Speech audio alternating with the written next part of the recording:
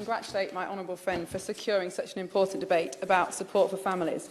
And I could fill much more than my allotted 3 minutes in retelling some of the heartbreaking lockdown stories that parents across Penistone and Stocksbridge have shared with me. But I particularly want to highlight the plight of families who have children with special educational needs, who have really struggled without the support of schools and face-to-face services and even help from extended family.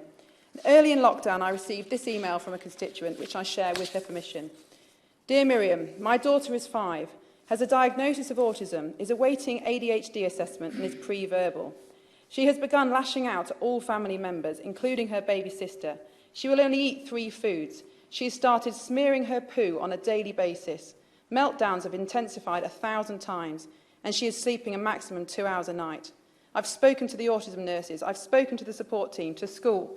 Nobody can help, and I don't even have a backup as I can't see my family. For families of children with additional needs, lockdown has been exhausting. But for other households, the picture has been mixed. For families where one or both parents have been furloughed, the opportunity to spend more quality time together has been welcomed. In other families where parents have juggled an increased workload with homeschooling, or where loss of income has increased the strain, lockdown has been tough. For single-parent households, the reduction in physical and emotional support has been hard to bear. So what can we learn from the pandemic about how to support families in future? Well, I think we need to recognise that COVID has stretched the capacity of families who've already reached their elastic limit. So many families, even in normal times, exist on a knife edge. There is just not enough time or money or effort to be a hard-working employee, an effective parent, a loving partner, a carer for elderly relatives, a homemaker, a fit and healthy individual, and a volunteer at the local school.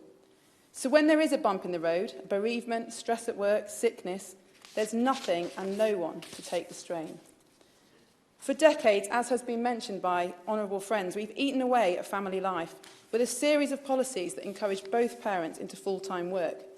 We offer ever-increasing hours of free childcare without recognising that the issue for many families is a lack of work-life balance. We have taxes and benefits that treat each adult as an isolated individual and penalise couples who live together. These policies have weakened family life, and we must hit reset.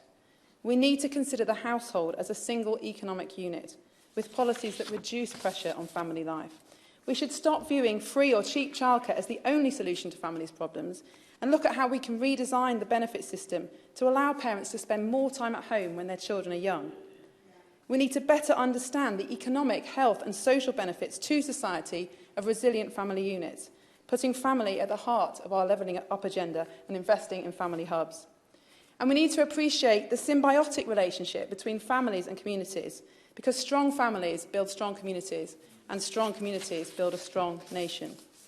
COVID has hit families hard, but it won't be the last crisis that families face.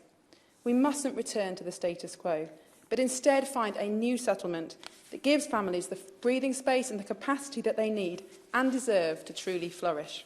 Yeah.